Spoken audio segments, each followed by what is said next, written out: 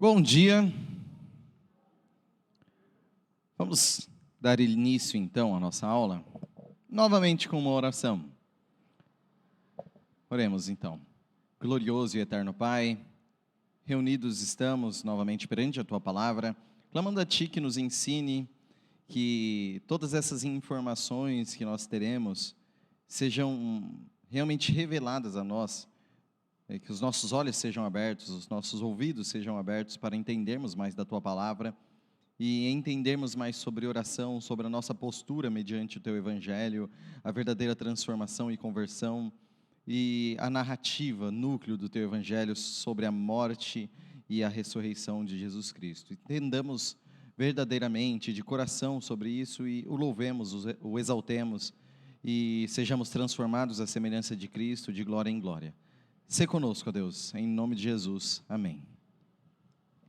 Bom, chegamos a Lucas 18, Lucas capítulo 18, e conforme combinamos ali com a outra sala, que também está seguindo, vamos tentar dar uma apertada no passo, para nas próximas 4 aulas, falarmos 5 capítulos. Então, na intenção de nós chegarmos até o capítulo 22, para que tratemos o capítulo 22 na Páscoa, que aí começa a falar deste mesmo enredo.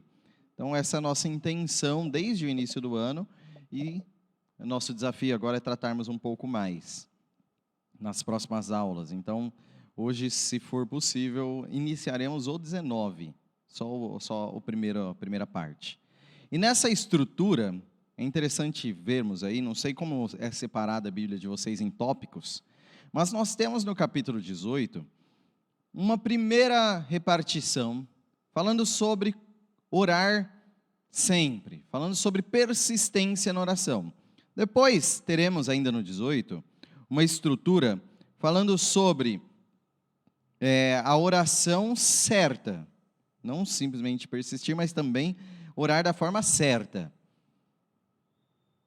Depois nós teremos exemplos disso. Então, ainda teremos abandonar tudo para seguir a Cristo na questão do homem rico, e depois teremos até exemplos disso. O mendigo que realmente ora insistentemente como foi ensinado e corretamente como foi ensinado, e depois Zaqueu, que é aquele que abandona tudo para seguir o Evangelho. Então, teremos informações que serão seguidas de 2 exemplos, por isso é muito oportuno para nós chegarmos até Zaqueu no início do capítulo 19. Na última aula, nós falamos algumas coisas sobre o 17, o capítulo 17, que trouxe para nós a informação de que a igreja é uma comunidade falha, onde vai haver escândalo, onde vai haver problema, mas aí daquele por onde vier o escândalo. E ensinando a perdoarmos. Então, uma comunidade falha, mas uma comunidade perdoadora. Depois vimos que devemos nos entender como servos inúteis, mesmo que nós façamos tudo o que nos foi ordenado, somos inúteis. Então, a nossa postura perante Deus nunca vai ser de crédito, nós não temos créditos, méritos perante Deus, apenas dívidas. E vimos a gratidão pela cura, apesar de 10 serem curados, um só voltou agradecendo, e a verdadeira postura nossa que deve ser de gratidão mediante as bênçãos de Deus. E por fim falamos sobre a vinda do reino, essa chegada do reino, no qual diversos sinais foram comentados, e a dificuldade de ver esses sinais, a dificuldade de entendermos o reino como num local, está aqui, está lá, e o reino em algum tempo específico. Então, tudo é muito difícil, mas haverá sinais disso, como foi dito, onde houver cadáver, ali se ajuntarão abutres. Bom, capítulo 18, então, seguindo, capítulo 18, temos os versos de 1 a 8 que leremos a princípio, primeiro trecho. Acompanhe a leitura. Então Jesus contou aos seus discípulos uma parábola para mostrar-lhes que eles deviam orar sempre e nunca desanimar. Ele disse: em certa cidade havia um juiz que não temia a Deus, nem se importava com os homens. E havia naquela cidade uma viúva que se dirigia continuamente a ele, suplicando-lhe: faze-me justiça contra o meu adversário. Por algum tempo ele se recusou, mas finalmente disse a si mesmo: embora não tema a Deus, e nem me importe com os homens, esta viúva está me aborrecendo. Vou fazer-lhe justiça, para que ela não venha me importunar. E o Senhor continuou: ouçam o que diz o juiz injusto. Acaso Deus não fará justiça aos seus escolhidos, que clamam a Ele dia e noite? Continuará fazendo-os esperar? Eu lhes digo, Ele lhes fará justiça e depressa. Contudo, quando o Filho do Homem vier, encontrará fé na terra? Bom, nós temos esse primeiro trecho falando sobre persistir em oração.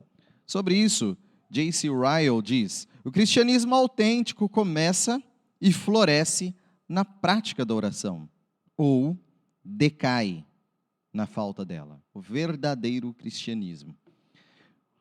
Bom, aqui nós temos uma lição sobre persistência na oração, com Jesus usando o exemplo de um juiz injusto. Então tem um objetivo claro essa parábola. Nós não vamos, obviamente, fazer teologia em parábolas com detalhes de parábolas. Isso não deve ser feito. Não vamos falar sobre esse juiz, vamos falar sobre a viúva, sobre o que estava acontecendo. Nada disso. Só tem um objetivo. E já está anunciado. É para ensinar a orar sempre e não desanimar na oração. É só isso. Então esse é o objetivo em si. E dentro do que é ensinado por Jesus, o juiz injusto, se ele é muito importunado, ele vai lá e faz a justiça. Responde positivamente ao pedido. Por quê? Porque houve insistência. Então essa é a comparação. Se até o juiz injusto, pela insistência, atende, imagine o juiz justo. Imagine o próprio Deus. Imagine o Senhor ouvindo continuamente as nossas orações.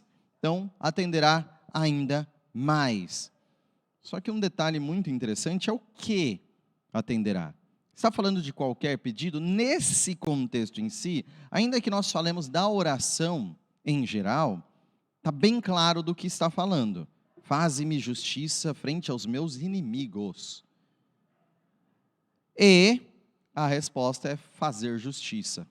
Realmente realizar a justiça. Como sabemos, no original não tem separação de versículos, de capítulos, unindo um pouco com a vinda do reino de Deus, que é o final do capítulo anterior, e falando sobre a situação que acontecerá, um será tomado, o outro deixado, onde se ajuntar corpos, terá abutres. Então parece uma vingança, essa vinda do reino. Então essa oração passa a ter um significado dentro do contexto muito específico. É o justo orando para a vinda do reino. É o justo orando para a vingança dos santos. É o justo orando porque está sofrendo pelo evangelho e pedindo que seja finalmente feita justiça. E aí Jesus diz: será feita justiça depressa. Será feita justiça depressa. Então, essa é a grande questão. Além disso, tem um outro destaque que ele fala: acaso Deus não fará justiça aos seus escolhidos que clamam a Ele dia e noite? Continuará fazendo-os esperar, fará justiça e depressa. Ou seja, a direção dessa justiça e de onde provém essas orações? Os escolhidos. Os escolhidos. Então essa justiça é destinada aos eleitos de Deus. E a pergunta que fica: você sabe o que é eleição na Bíblia? Você entende o que é eleição? O que são esses escolhidos de Deus? Bom, duas frases aí, dois trechos de Ryle, que dizem assim: a eleição é uma verdade que deve produzir louvores e ações de graça em todos os crentes verdadeiros. Se Deus não os tivesse escolhido e chamado, jamais eles teriam escolhido e seguido a Deus. Se Deus não os tivesse escolhido de acordo com o beneplácito de sua vontade, sem levar em conta qualquer bondade que havia neles, jamais haveria neles qualquer coisa que os tornasse dignos da escolha divina. Então nós precisamos entender eleição. Não podemos selecionar na Bíblia essa informação como uma informação que nós não gostamos e pularmos isso. Isso não pode ser feito. Porque nós estaríamos dizendo a Deus: parte do que revelaste a nós não presta, porque eu sou um bom curador de informações boas e ruins. Eu sou um selecionador adequado. Essa parte é ruim. Deus não soube escolher. Eu sei escolher melhor que Deus. Então, o que nós temos é a revelação de que isso é uma realidade das Escrituras e que nós devemos entender. Não que vamos hoje fazer um estudo sistemático disso, mas que nós precisamos entender que é uma realidade bíblica da eleição que precisa ser entendido. Quem Deus escolheu, o que é essa escolha de Deus? Mas devemos entender que faz parte do enredo de salvação e conversão das pessoas, onde nós não teríamos escolhido a Deus, ou mesmo nem seríamos escolhidos se dependesse de nós, da nossa bondade ou da nossa qualidade. Então existe uma eleição, e uma eleição incondicional que a Bíblia ensina.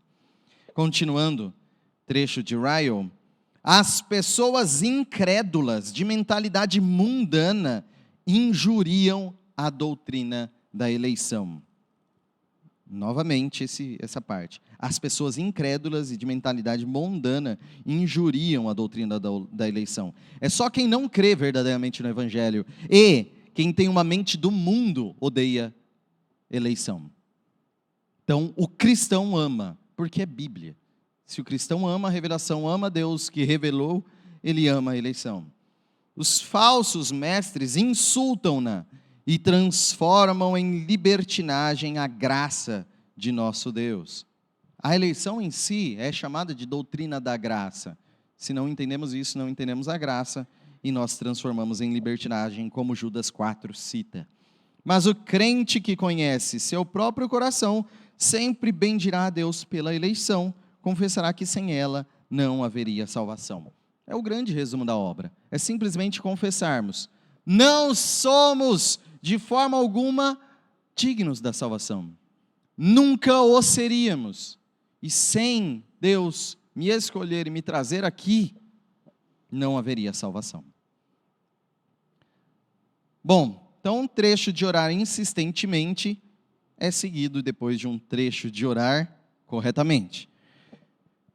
Versículos de 9 a 14.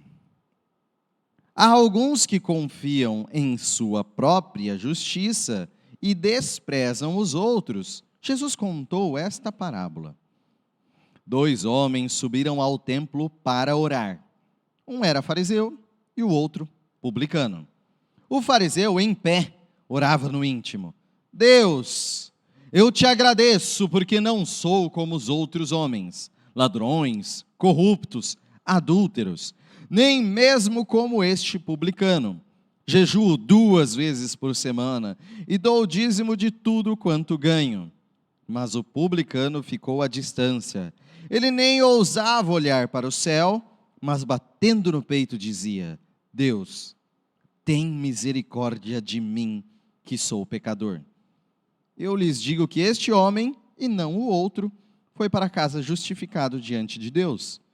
Pois quem se exalta será humilhado, e quem se humilha será exaltado.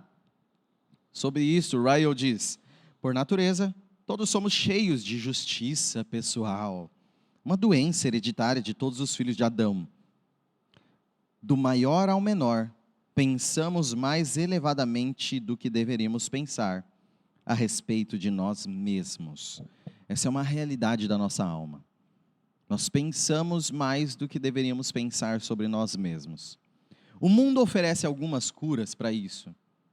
Só que a cura é também doentia, vamos dizer assim. Você reverte para outra doença grave. Se o mundo faz você não ter nenhuma estima, ele já te joga no alto flagelo, na depressão profunda. Então você ou sai de um extremo ou vai para outro. Mas o que Jesus nos ensina é entendermos verdadeiramente e corretamente quem nós somos, e um diagnóstico verdadeiro de quem nós somos não seria algo diferente da realidade ou diferente da postura correta perante essa realidade. E esse diagnóstico de quem nós somos, as Escrituras trazem. E aí nós vamos ter o diagnóstico de quem Deus é também nas Escrituras e nos agarrarmos a isso, nos agarrarmos a Deus. Então, esse trecho que fala sobre orar certo é também uma parábola, mas agora com outro objetivo. E novamente o objetivo declarado da parábola, que é direcionada a quem confia em si mesmo, na sua própria justiça e despreza o próximo. Então, uma elevada estima de si, uma desprezível estima do próximo. Pois bem, aqui nós temos um personagem que é o fariseu, que vai orar, e notem a forma dele orar. Te agradeço por ser bom, te agradeço por eu ser bom em relação aos outros. Ó Deus, eu te agradeço porque eu sou muito bom. Te agradeço porque eu faço tudo certo. Te agradeço porque eu sou o cara, se comparando com os outros. Então a oração dele é eu. Então uma oração que é a Deus, você focar em suas qualidades, é como se tivesse alguém que vai fazer um repórter vai fazer uma entrevista com o melhor jogador do mundo de futebol. E o repórter joga, às vezes, no final de semana, muito mais ou menos. Aí fala, olha, eu chuto, vai lá na entrevista, eu chuto bem, eu faço... E começa a falar de si mesmo na entrevista dele, um melhor jogador de futebol do mundo. Muito pior, mas muito pior do que isso, é nós nos achegarmos a Deus em oração e ficar elogiando a nós mesmos. Que sentido tem isso? Pois bem, o fariseu tem isso. E nós, às vezes, corremos risco de fazermos isso em nossas orações, até em nossos estudos bíblicos. Duvido que vocês nunca viram alguém que começa a falar da Bíblia. Esses dias eu estava tal, fiz tudo certo, ou, na minha família está desse jeito e a gente está tudo bacana. Sigam a minha família no Instagram. Então, vemos pessoas que sempre querem elogiar a si mesmo, aproveitando do enredo espiritual. Ou mesmo, uma terceira opção, que eu vou mexer com uma coisa interessante hoje, falar mal de hino, do cantor cristão. Olha que legal. Então, até no nosso louvor a gente corre esse risco de, vou louvar a Deus, como? Eu sou bom, eu sou capaz, eu sou forte. Peraí. Bom, ao contrário de tudo isso, a declaração a Deus do publicano, lembrem-se, é um conhecido pecador em si, sem olhar para os céus, ou seja, até com vergonha de quem ele é, temos uma noção adequada de quem Deus é e de quem eu sou. Se eu estou com vergonha perante o Santo dos Santos, entendi um pouquinho sobre quem eu sou e quem ele é. Já mostra isso, é bem mais adequado. E aí, ele fala, tem misericórdia de mim. E se chama de pecador. Então, qual dos dois volta justificado? O publicano. Essa é a garantia. Quem volta justificado? O publicano. E a grande lição de quem se exalta será humilhado. Que perante Deus se exaltar é uma falta de noção muito grande, é uma afronta muito grande. Agora, quem se humilha perante Deus, entendeu o Evangelho e será exaltado. Como diz Ryle, sua oração não demonstra qualquer senso de pecado ou de necessidade, citando a oração do fariseu.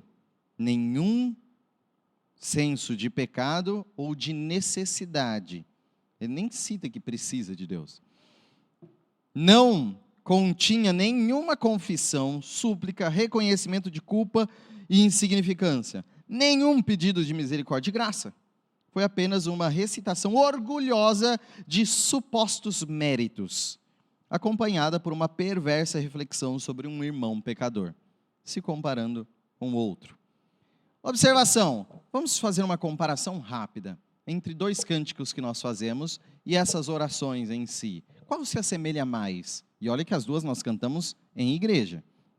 Vamos lá, um cântico conhecido há pouco tempo, não sei nem se lembram direito, que é da Sovereign Grace lá nos Estados Unidos, traduziram Have mercy on me, tem misericórdia de mim, é muito parecido em si com a oração. E a gente traduz ou por graça, Senhor, ou perdoe a mim. Vamos lá. Sou pecador, és santo Deus. O que nós reconhecemos? Quem eu sou, quem és. Opa, existe uma incompatibilidade, né? Não ignoras os erros meus. Serão punidos sem exceção. Tua lei exige condenação. E perecerei, se lembrares todo mal contra ti. Mas há perdão em ti. E aí, por graça, Senhor, perdoe a mim. Um coração contrito eu sei que não rejeitarás. Por graça, Senhor, perdoe a mim por teu sempiterno amor. Essa é uma oração. Agora, tem outra oração cantada que nós fazemos e é do cantor cristão. Olha que legal. Felicidade no serviço. Gostam desse hino, né? No serviço do meu rei. Bom, vamos lá. Prestaram já atenção no que nós chegamos para Deus para confessar o quanto Deus é grande? Não, quanto eu sou grande. Prestem atenção, no serviço do meu rei, eu sou feliz, obediente, eu sou corajoso. Na tristeza ou na alegria, estou por cima da situação, eu sei sorrir nos dois. No serviço do meu rei eu sou feliz, jubiloso, eu sou consagrado. Ao seu lado, desafio a todo mal. Tipo, ele é o Batman, mas eu sou o Robin. Ao seu lado, desafio a todo mal. No serviço do meu rei, sou feliz, venturoso, decidido. Quanto tenho, tudo que eu tenho no serviço eu gastarei. Vamos lá, junta tudo isso. Senhor, vou louvá-lo. Eu sou feliz, obediente, corajoso, jubiloso, consagrado, desafio a todo mal ao seu lado, sou venturoso, decidido, tudo que eu tenho gasto na tua obra. Que oração parece essa aqui? Já notaram que faz tempo que a gente não canta, né? Já entenderam agora por quê também, né? E a gente teve irmãos que já saíram da igreja que cantavam todo domingo, assim, num mês, 4 domingos eu lembro que cantou 4 vezes. Acho que ajuda na autoestima para começar a semana, sabe? Sou forte, sou capaz, bora para cima. Mas, qual é que você sinceramente canta? Qual é você, perante Deus, qual você se sente mais adequada para a sua vida? Tem misericórdia de mim, por graça, Senhor, por graça, sem merecimento, perdoe a mim. Se lembrares todo mal contra ti que eu cometo, eu vou perecer, mas há perdão em ti. Ou eu sou obediente, corajoso, destemido. Bom, Ryle finaliza dizendo, lembremos, sempre que examinarmos a nós mesmos, não procuremos avaliar-nos por meio de comparação com o padrão dos homens. Olhemos apenas para as exigências de Deus, aquele que age de acordo com esse princípio, nunca será um fariseu. Então, se nós compararmos com pessoas, falho contra falho, talvez tenha menos falhas. E cresce minha autoestima, né? Todo mundo está em terra de cego, né? Quem tem um olho bom é rei. Então, Se eu for comparar assim com os demais, talvez eu realmente tenha uma boa estima de mim mesmo. Mas se eu for comparar com Deus das Escrituras, eu começo a canção, sou pecador e és santo, Deus. Então, comparemos um pouco mais com as Escrituras, nós conseguiremos a humildade necessária. Orem persistentemente, mas também orem corretamente. Prosseguindo, temos uma postura adequada aí sendo exibida em crianças. Lucas 18, 15 a 17, diz: o povo também estava trazendo criancinhas para que Jesus tocasse nelas. Ao verem isto, os discípulos repreendiam os que as tinham trazido.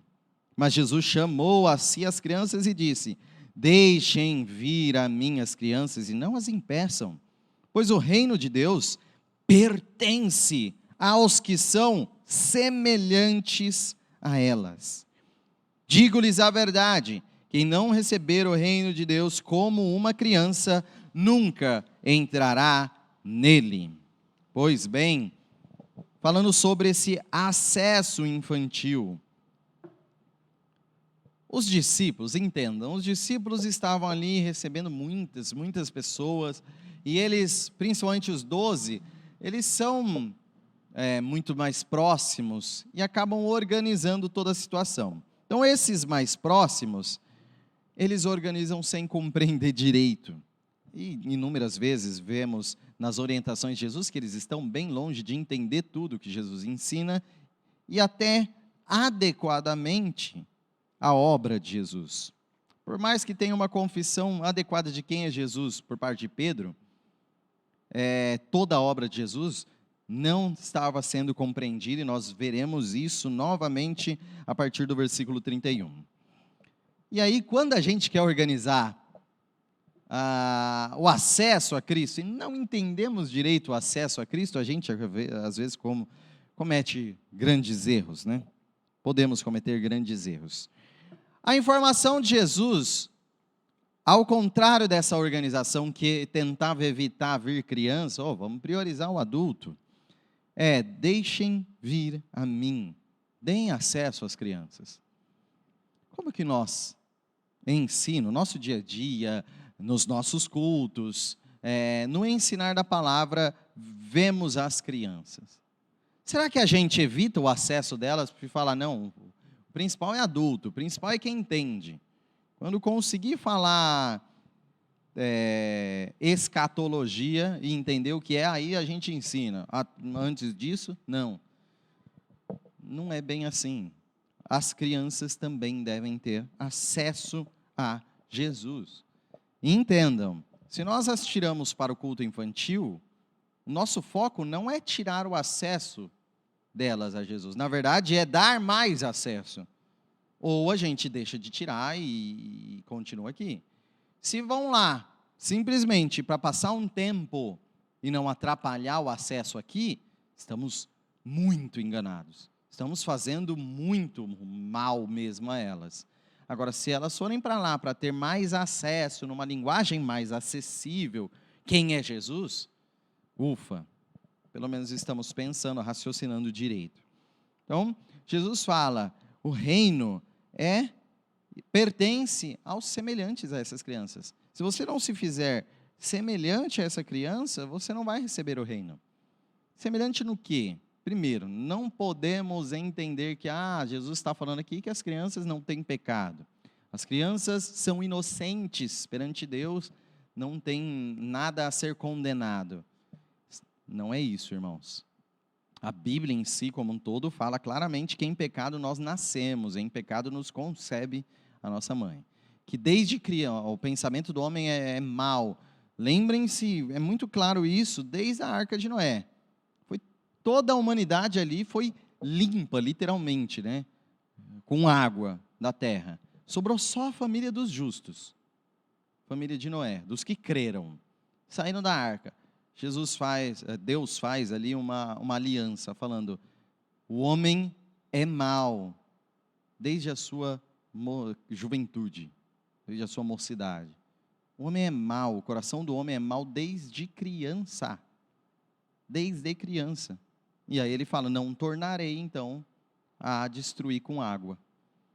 Então, o reconhecimento desde lá é de que desde criança nós somos maus. Então, não é a inocência. Não fala assim, olha, deu um soco na outra criança, mas é inocente, isso daqui é alegria nos céus. Não. A criança é má. É má. Se a criança conseguisse ter força o suficiente para fazer sua vontade, faria atrocidades. Até com a mãe. Até mamando, num momento que ela se irrita, ela tenta bater.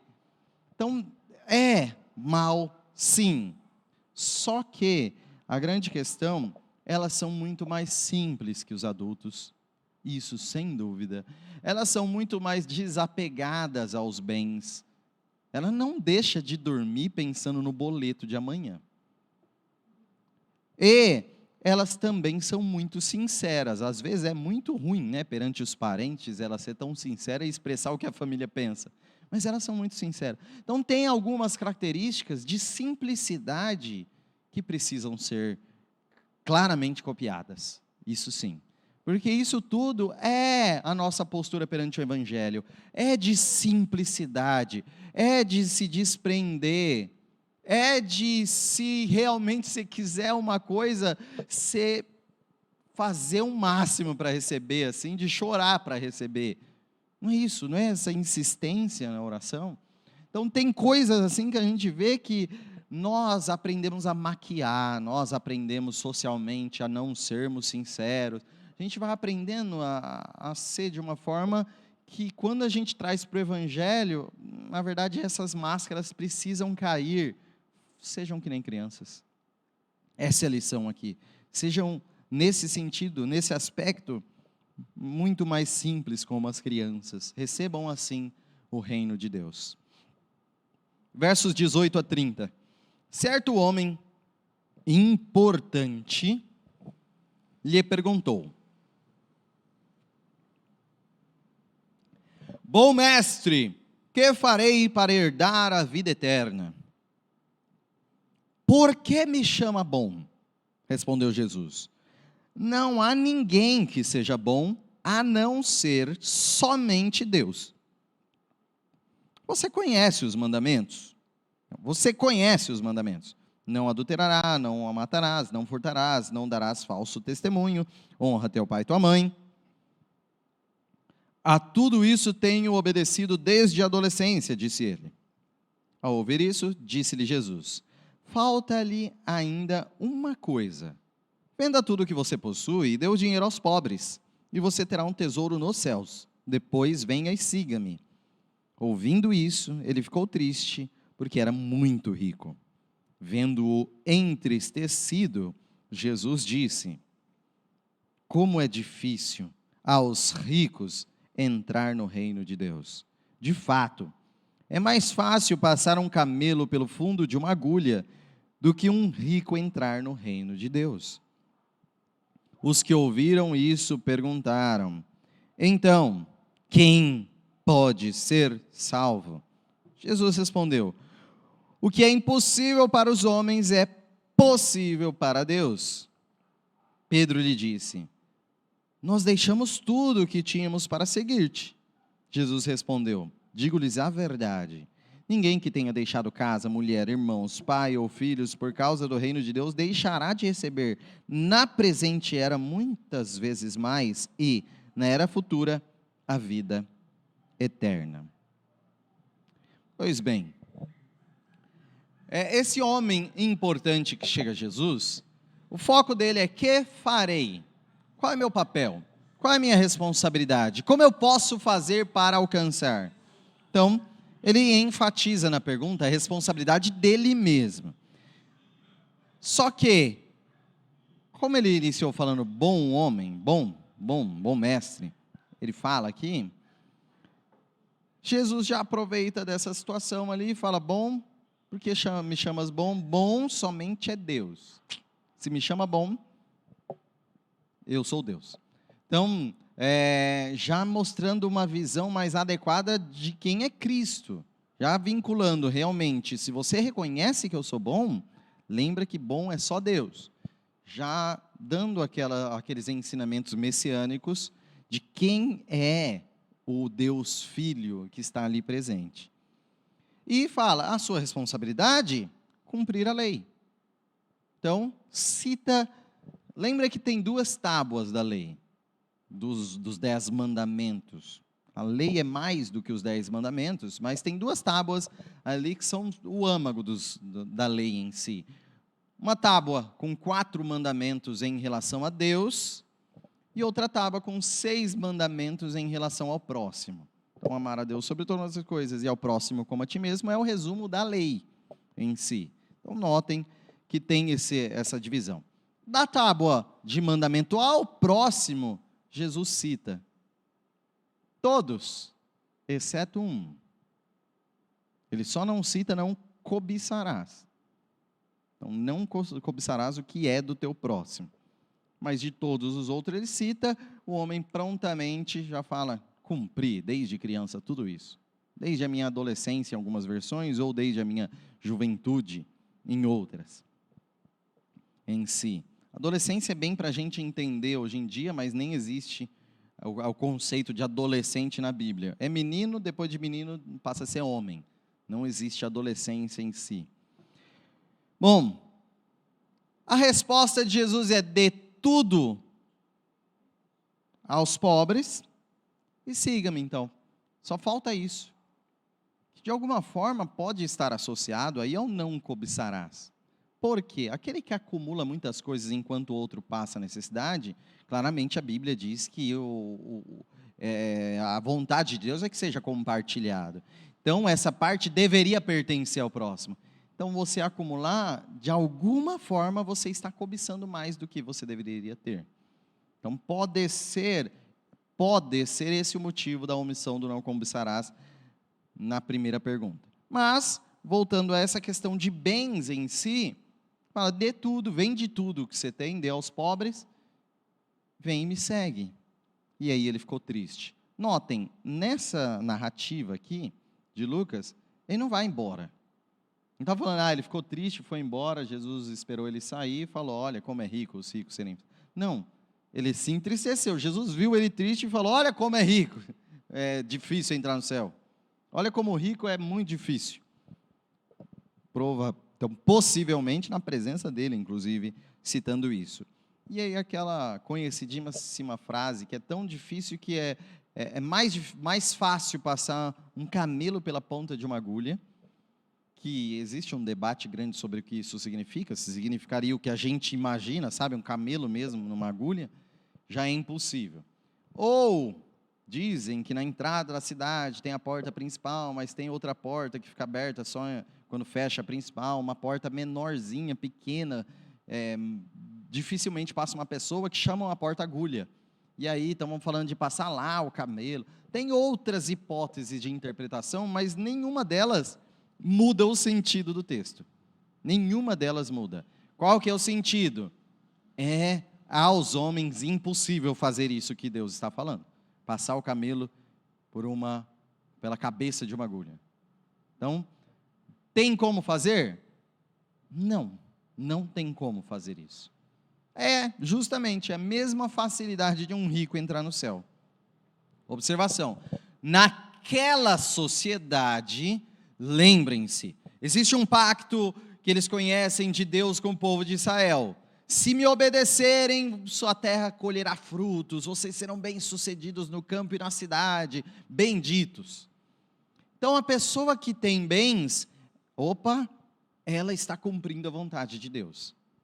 E a pessoa pobre, cega, está lá todo destruído, o pessoal fala, tem pecado, ou ele ou os pais pecaram. Essa é a sociedade de Israel. Então, se para um rico bem-sucedido, que cumpriu desde criança a lei, é impossível entrar no céu, difícil dessa forma assim, eles falam, a pergunta deles, então, para quem é possível?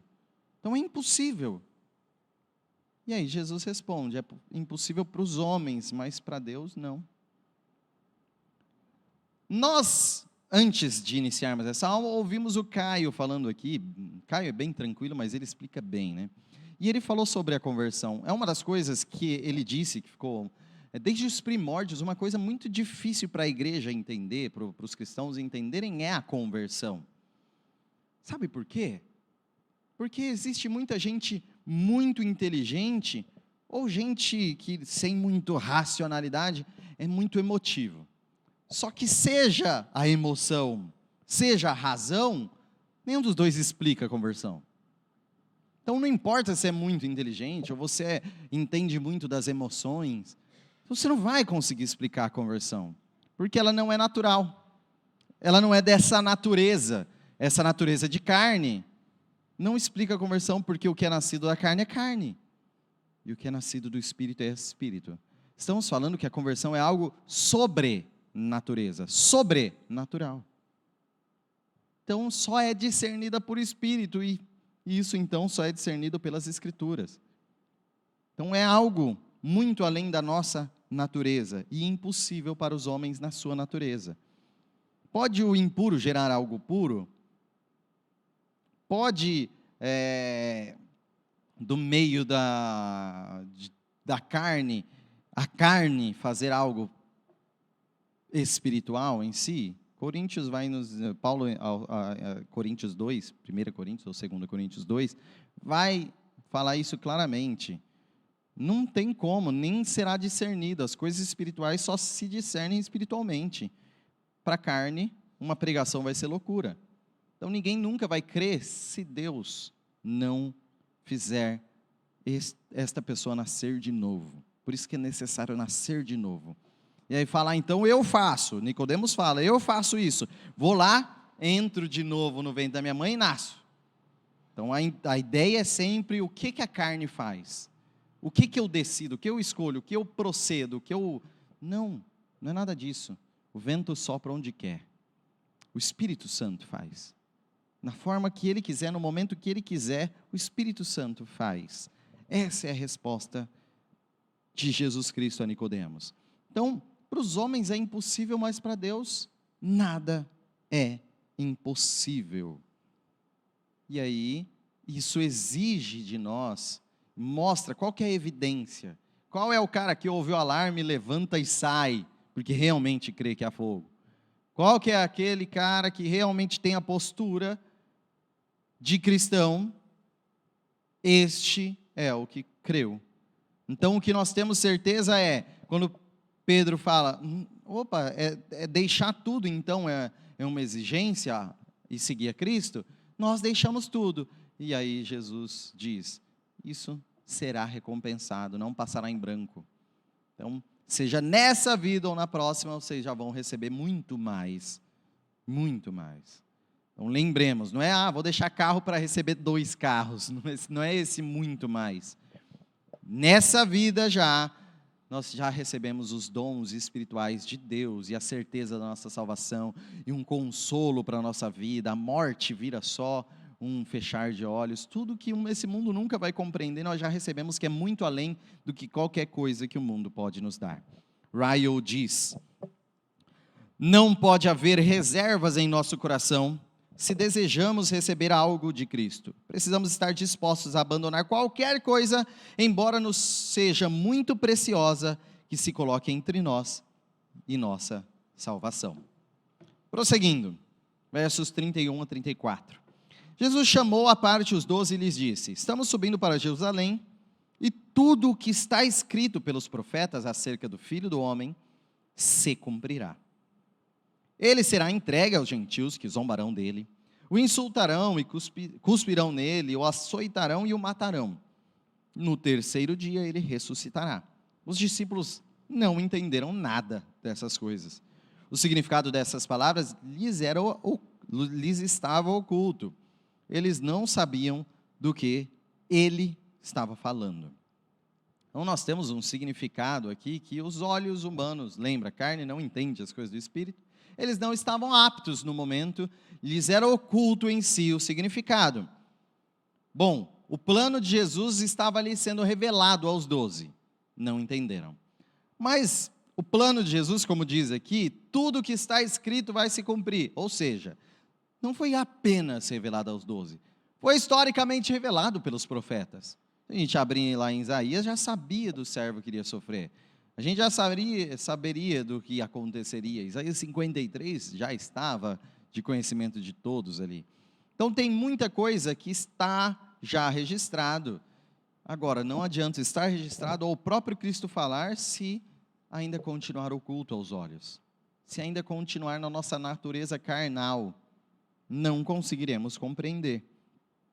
Então, tudo que Jesus estava falando, sofrimento, humilhação, morte e ressurreição ao terceiro dia. De tal forma, eles já tinham essa informação, vai morrer e ressuscitar ao terceiro dia. Aí Jesus vai lá e morre, o que eles fazem? Ficam tristes, nem lembram da promessa. Só quando Jesus ressuscita, eles lembram, ele tinha falado mesmo. Então, para ver que os olhos deles estavam ocultos para informações que a gente olha, como eles não sabem? Tem tanta coisa que nós ouvimos toda semana, e se alguém olhar nossa história, vai falar, como que ele repetiu esse mesmo erro? Porque precisamos entender as coisas profundamente, em espírito mesmo. Versos 35 a 43. Ao aproximar-se Jesus de Jericó, um homem cego estava sentado à beira do caminho pedindo esmola. Quando ouviu a multidão passando, ele perguntou o que estava acontecendo. Disseram-lhe, Jesus de Nazaré está passando. Então ele se pôs a gritar, Jesus, filho de Davi, tem misericórdia de mim. Os que iam adiante o repreendiam para que ficasse quieto. Mas ele gritava ainda mais, filho de Davi, tem misericórdia de mim. Jesus parou e ordenou que o homem lhe fosse trazido. Quando ele chegou perto, Jesus perguntou-lhe, o que você quer que eu lhe faça? Senhor, quero ver, respondeu ele. Jesus lhe disse, recupere a visão, sua fé o curou. E imediatamente ele recuperou a visão e seguia a Jesus glorificando a Deus. Quando todo o povo viu isso, deu louvores a Deus. Bom, vemos alguém que enxerga muito melhor do que vários aqui que com os olhos físicos enxergavam. Este cego, estando ali uma multidão toda seguindo Jesus e percebendo a informação que Jesus de Nazaré estava passando, observação, seja nítido, Jesus de Nazaré estava passando.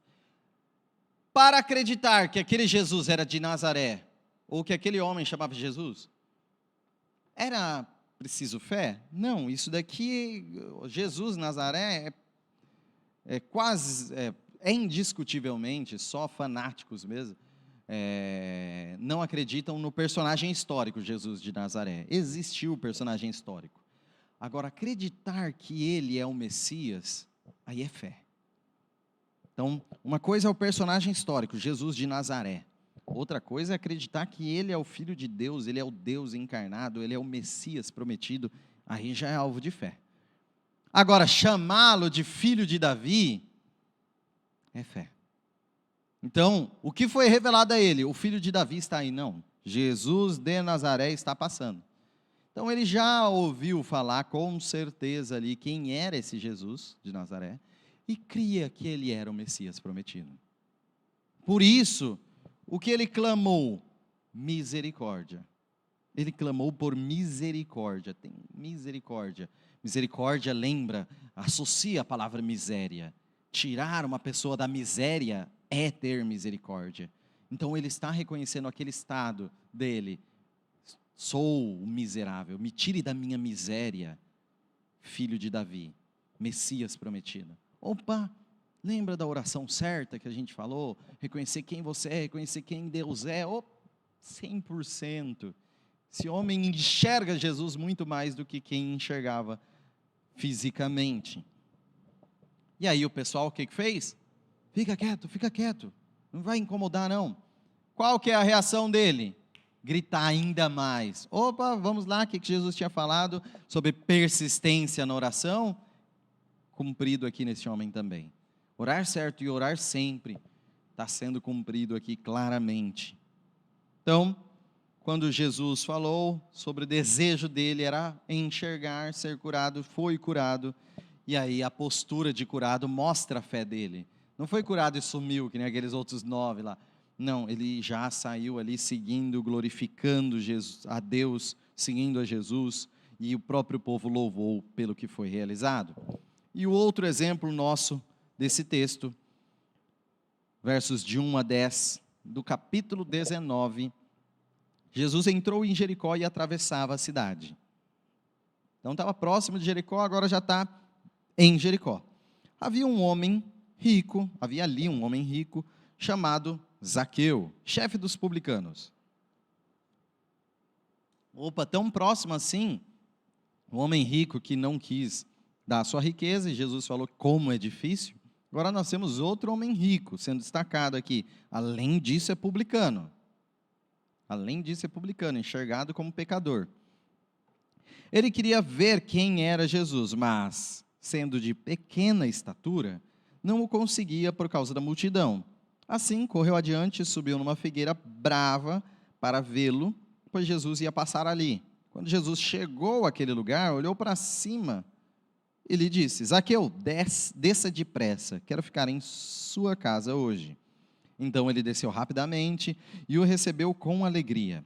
Todo o povo viu isso e começou a se queixar. Ele se hospedou na casa de um pecador. Então, até agora, vários banquetes a gente já viu, ninguém reclamava. Ia num fariseu, ia num líder do povo, ninguém reclamava. Agora foi num publicano, todo o povo chiando. Mas Zaqueu levantou-se e disse ao Senhor: Olha, Senhor, estou dando a metade dos meus bens aos pobres. E se de alguém extorquir alguma coisa, devolverei 4 vezes mais. Jesus lhe disse: Hoje houve salvação nesta casa, porque este homem também é filho de Abraão, pois o Filho do Homem veio buscar e salvar o que estava perdido. A visão desse texto aqui, nesse contexto, Ryle diz: vemos um camelo passando pelo fundo de uma agulha e um rico entrando no reino dos céus. Contemplamos uma prova concreta de que para Deus todas as coisas são possíveis. Nesse relato, vemos um avarento coletor de impostos sendo transformado em um cristão generoso. Tudo muda no encontro com Jesus. Tudo muda no encontro com Jesus. Então, realmente, há uma transformação. E ela só é possível para Deus.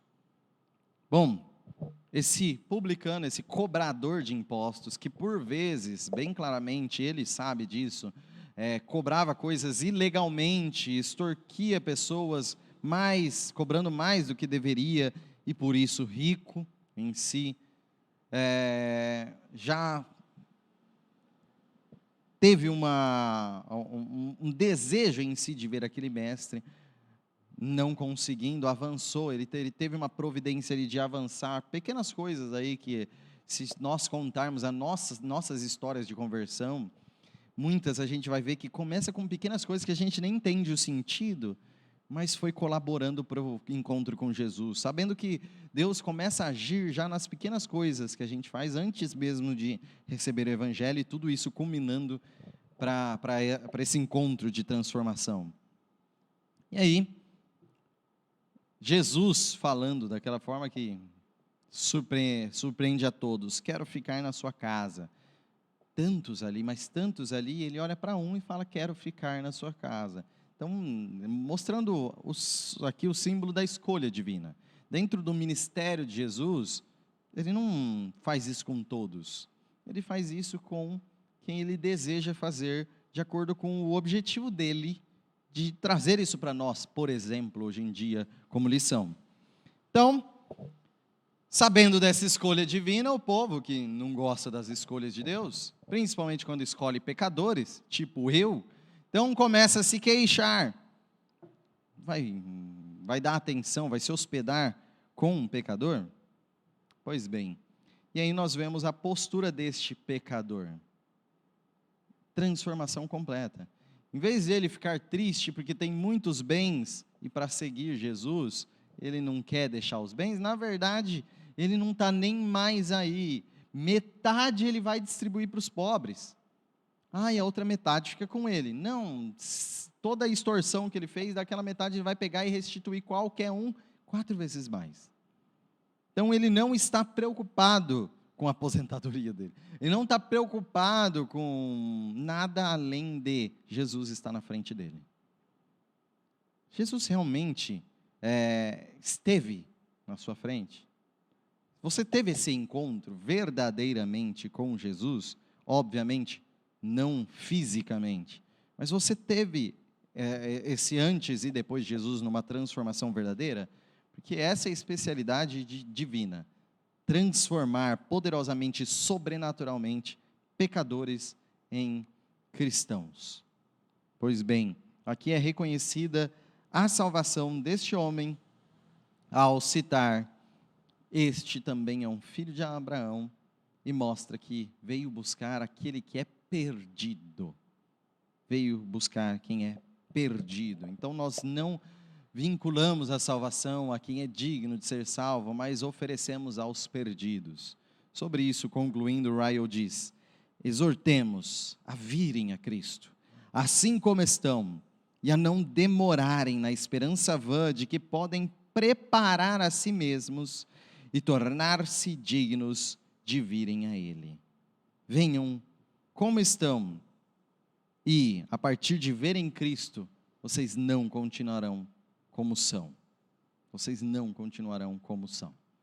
Vamos orar para encerrarmos? Glorioso Deus, nosso Pai, o louvamos pela Tua palavra. Nós o louvamos porque revelaste a nós que nós precisamos orar sempre. Precisamos reconhecer quem Tu és e quem nós somos na nossa oração, clamando a Ti por misericórdia.